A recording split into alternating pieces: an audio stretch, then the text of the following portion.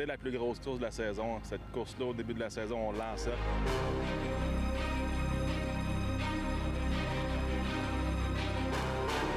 Je me suis levé, un petit café, relax, avec ma blonde sur le bord de la roulotte. Puis après ça, on s'est emmené ici. On a ouvert le garage à 10 h. Là, c'est de sortir l'équipement. Les voitures passent l'inspection technique avant la première pratique. Après ça, on a une réunion des pilotes et des propriétaires d'équipe vers 11 h moins quart. Puis on se prépare pour la pratique qui est à 11 h 50.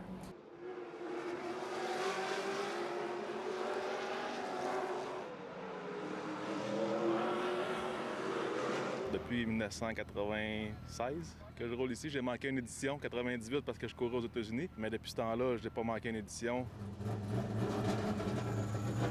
La plus grosse journée, c'est le samedi. Avec les qualifications de NASCAR puis avec la course de défis urbains. C'est l'ouvrage, mais c'est l'équipe. L'équipe est derrière moi, ils préparent la voiture. C'est préparé au quart de tour. Moi, en fait, j'arrive là avec mon casque, je m'assieds dans l'auto. C'est juste de se mettre dans la tête laquelle que je conduis. Là. C'est ça qui est le plus difficile, mais on réussit à s'adapter assez rapidement.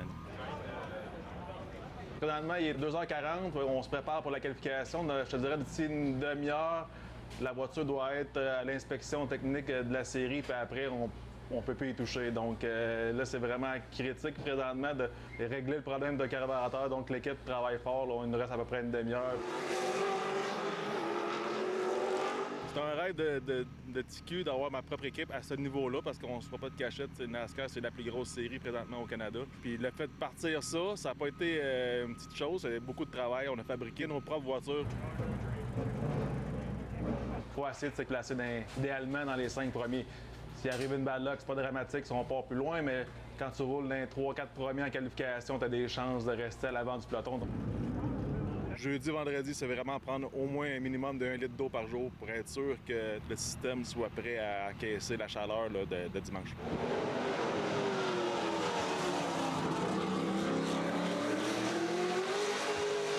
On a tout donné pour essayer d'avoir la pole. Vraiment content pour la voiture de Jem Payet en 2e place. Ça devrait donner un bon spectacle pour les spectateurs.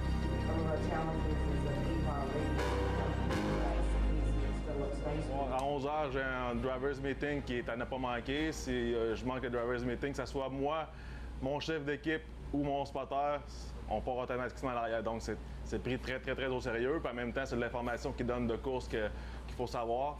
Puis 2 heures, on va être prêt à faire feu.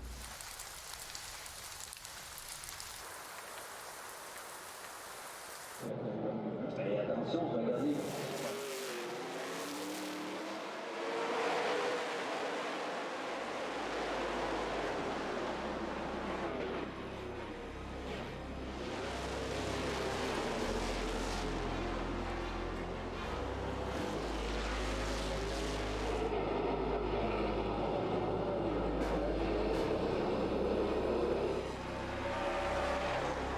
Trois-Rivières reste Trois-Rivières. Quand il reste 5 à 10 tours, n'importe quoi peut arriver. La dernière relance, on a fait une crevaison. Je ne sais pas si j'ai frappé quelque chose sur le circuit.